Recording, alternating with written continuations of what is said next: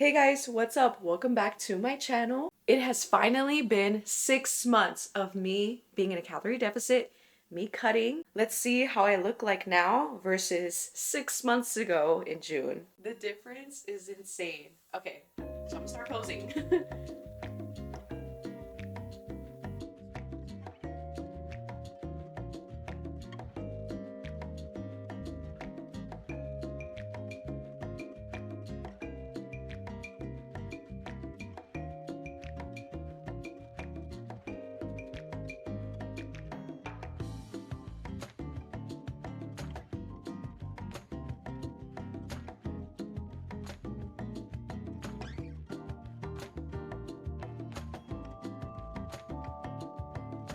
So my goal for this cut was to slim down pretty much everywhere. Like, because you can't spot reduce fat. I can't just pick an area and be like, oh yeah, I want to lose fat here, here, and here, and that's it. Doesn't work like that. You're going to lose fat everywhere. So that's pretty much what I did. I lost fat everywhere. And I'm really proud of myself. Let's get into these measurements now. Can you guys tell I love this outfit, by the way? Like, it just, it goes so well with my skin tone. I look good. Like, you can't tell me otherwise. I'm sorry. I'm trying to get the number right here. So I am now at 10.5 inches. In the last video, I had to bring this all the way down because I realized that the waistband of these shorts is like really tight and compressive. So it like makes the fat like bulge up. So we're doing the smallest part of my waist. So like the smallest part is always, you're like your smallest part. So usually like in the middle. So, ooh, I'm at 26.1, like right at the 26 dot. Yeah, I gotta do this one off camera. Hold up. I'm at 31 inches around my belly button. All right, so hip and glute area, measuring the middle part of my glutes. So another reason why these measurements have gone down a lot is because 38 inches, by the way, around my hips and glutes. I haven't worked out really consistently, and I'm gonna tell y'all why. There's a reason for it. Very good reason. All right, last but not least, we're doing the thigh. Yeah, it should be good. Yeah, like right there. It went down even more. 21 inches. I'm gonna write out the measurements here and what I've lost from June up until now. It's insane, you guys, but just to go over real quick. In my arm, hey girl, hey. I have lost 3 inches. Abdominal, small part, I lost 3.9 inches.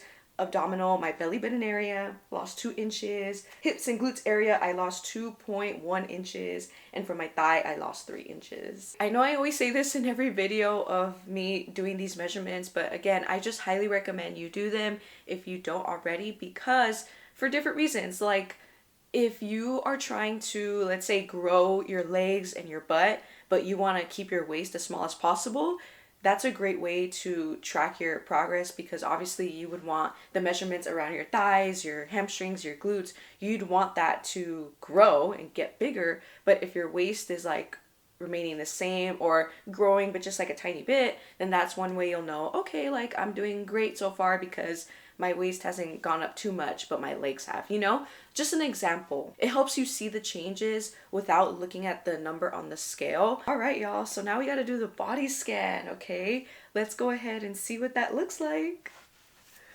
I was on the body scan, and tell me why these numbers shocked me. I was like, hold up. Wait a minute. Bro, my mouth was open for so long. Car in the rear. You guys just saw me hop on the body scan. Let's go ahead and analyze this paper so we can see my results. I'm going to be doing some calculations and putting the numbers here so you guys can see what the results look like. So overall, I went from 141.1 pounds to 130.5 pounds. So I lost 10.6 pounds of body weight, which is really good. And then I went from 49.4 pounds of muscle to 47.4 excuse me, pounds of muscle. So that means I lost 2 pounds of muscle, which is fine. And honestly, losing a little bit of muscle is kind of expected on a cut. Just a little bit though, not too much. So I only lost 2 pounds, which is not that bad. I'm glad it wasn't like 5 pounds or something.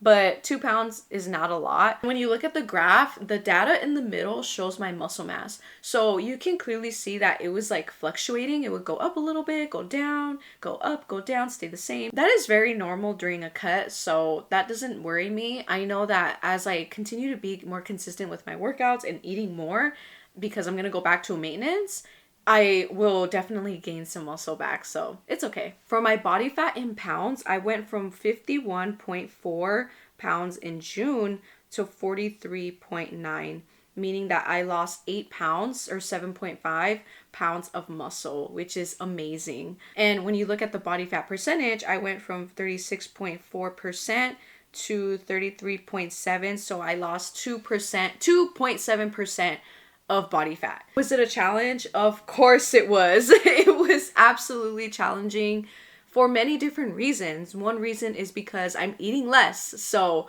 obviously I want to eat more. I want to be at my maintenance, because everyone's maintenance is their happy middle. It's where you're happy and smiley and you are eating just what your body needs. But because I am eating less than my maintenance, it was hard to go to sleep hungry. Honestly, there were times where I was just like this and I was like, dude, if only I was at my maintenance right now.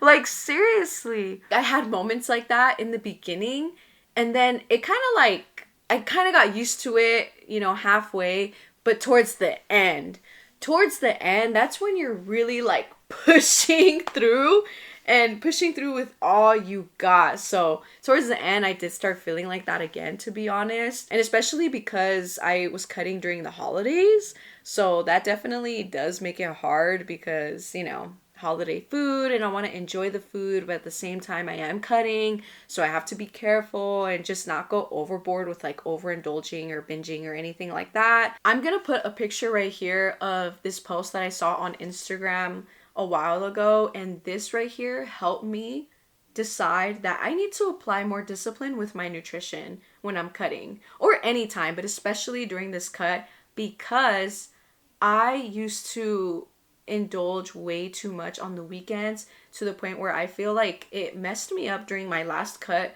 in 2023. I made progress there, but if you look back, I was struggling a little bit with the body fat percentage and trying to lower my body fat and all that. But this time around, I was actually able to gradually and consistently lose fat because I got a hold of my nutrition. So this quote, or this post right here, is so powerful. And even though it is such a hard truth to accept, it is a helpful truth. And I feel like I was able to use indulging. I was able to use that to my advantage and to benefit me during my cut. Guess what? I had to restrict myself a little bit more in order to see the results that y'all just saw. Sometimes restriction is needed, especially if you're cutting, but even if you're bulking. And I think we need to stop being afraid of restriction. Use it for your benefit. Don't shy away from it, but embrace it when needed. So I've already posted my progress pictures on Instagram, TikTok, and all that. So in the caption, if you guys were to look, I did list out 3 things that really helped me during this cut. So one thing was making sure that I only indulge certain days of the week, and that's it. The other days of the week, I would not indulge. So I typically will indulge on Saturdays and Sundays, or Fridays and Saturdays, just depending on like what plans I have going on. Like, let's say I'm going out with a friend on Friday and we're going out to dinner, then I might use that as my like indulging days. So it just depends. So I stick to those days, 2 days, and that's it. The second thing that helped me that goes along with indulging is making sure that I am able to balance things out. So let's say I have an indulging meal on Saturday, then that's already my indulging moment for Saturday, and that's it. And then for Sunday, I might have like an indulging snack. Planning all of that out ahead of time helps a lot, because if I don't plan things out like that, then I'm just gonna go ahead and go based off of my emotions. And because I am such a type A person, I like to plan things accordingly. I have to have a set routine, and I have to know what time I'm doing this, when am I doing this and that. I'm like that type of person. That's my personality. So having structure and like a rigid structure actually like works wonders for me. Like, that's when I thrive. Even if it is rigid, I'll stick with it, just because it works for me. Like, that's the best way I can describe it. So you have to do what works best for you. Now, although I have mentioned this plenty of times before, you do have to leave room for flexibility. Like, let's say you forgot your lunch at home, then, you know, what do you do then? So leave room for flexibility, but at the same time, I feel like I still try to stay within that and try to prevent that from happening as much as possible, to be honest. So yeah, the third thing that helped me is being able to lower my calories for my other meals on those days that I would indulge. So because I knew I was going to indulge, I would have really like low calorie meals and, you know, still make it like high in protein or high in carbs or high in fats, depending on like whatever I needed for that specific day. And then I would enjoy my indulging meal or snack. So I feel like with this, I used to struggle with that last point a lot. I feel like I had such an all or nothing mindset with that because I knew I was going to indulge and I'd be like, okay, well, whatever with the calories, like I'm going to indulge anyway.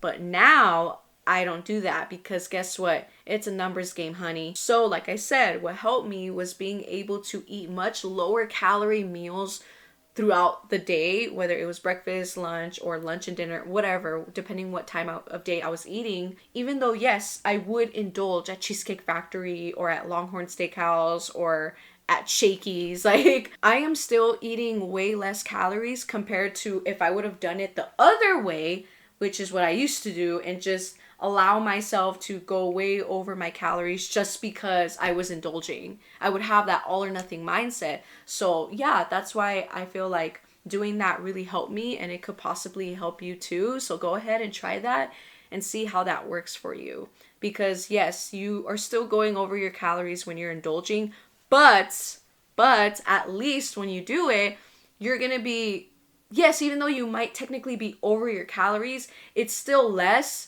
than what you would do if you were to just be like, oh, well, I'm indulging today anyway, so, you know, I'm not going to really track. I'm not going to really care too much about what I'm eating throughout the day. It's all a numbers game, to be honest. I feel like once you accept that and realize that, then that helps. I mean, at least it helps me. So sleep is another factor that you cannot cheat your way out of. If you do not get good sleep, then your body will be in such a high stress state. Stress can definitely hinder someone from making progress that they want to see and want to make. So you really got to get your 7 to 9 hours of sleep per night. And of course, there were some nights where I probably got like 6 or something for whatever reason I can't even remember and I can't tell you.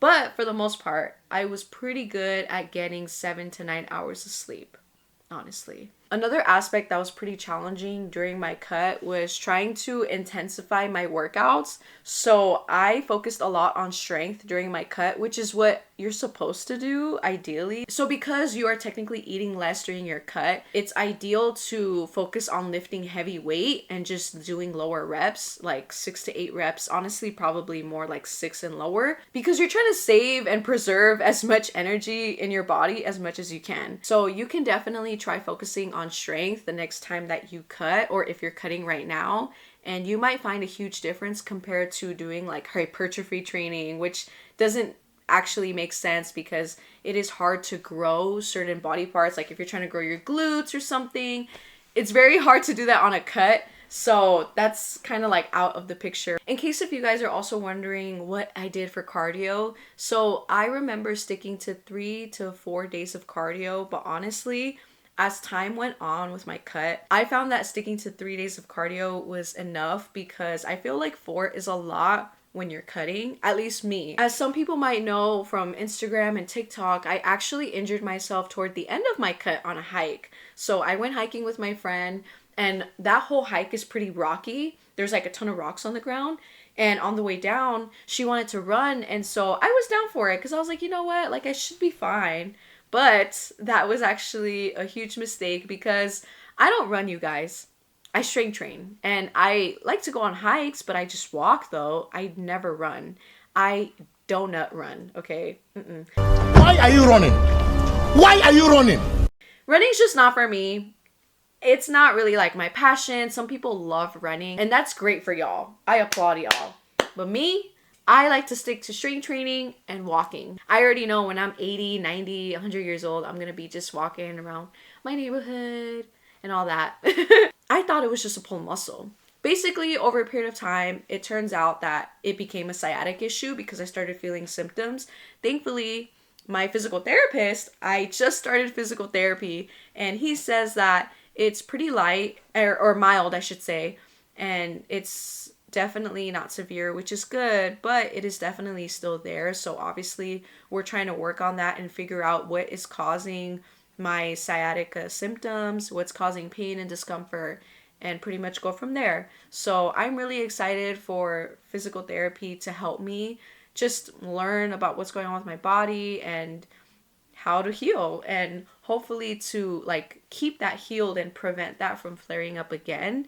If you guys have any tips with healing and recovering from sciatic nerve pain and discomfort, please tell me. Please let me know. I would really appreciate it. I've already been doing some stretches like piriformis stretch, glute, like pigeon stretch, like back stretches, but still, like, I don't know, just any tips that you may have, please tell me. I would really appreciate it. I am really proud of myself for making the progress that I made during my cut. And even though I injured myself and all that, like, it's okay. I am on the road to recovery. My body is the Lord's temple and I gotta take care of it. And not only that, like, honestly, when I first injured myself, when I first found out I had sciatica, because I went to the doctor to confirm that first, like before physical therapy, I honestly felt really guilty for my body. I felt very like sad because I felt like, oh, why did I push my body to its limit? Like, why did I do that? I shouldn't have done that. I also felt very like just sad, like, oh, my body's experiencing this pain and discomfort. Like, I've never had sciatica issues, you guys. I've never had that problem. So, you know, I just felt like that. I felt like, poor, like, no. But again, I had to learn from my mistake. I had to learn this lesson. So it's okay. And again, I think physical therapy is just going to help bring a new perspective to my fitness journey. And I'm excited. I really am. I'm excited to learn more. So stay tuned for that too. But all right. Thank you guys so much for watching this video. I really appreciate it. I hope this helped you out. Figure out how to go about your cut, whether you're cutting right now or you plan to cut a little bit during the summer or before summertime. I know people tend to do that during that time. Please comment down below if you have any video requests. I would be more than happy to do that for you guys. Please make sure to like, comment, share, subscribe, turn on those post notifications so you get notified on your phone every time I upload a brand new video. Stay tuned for my next video. Bye.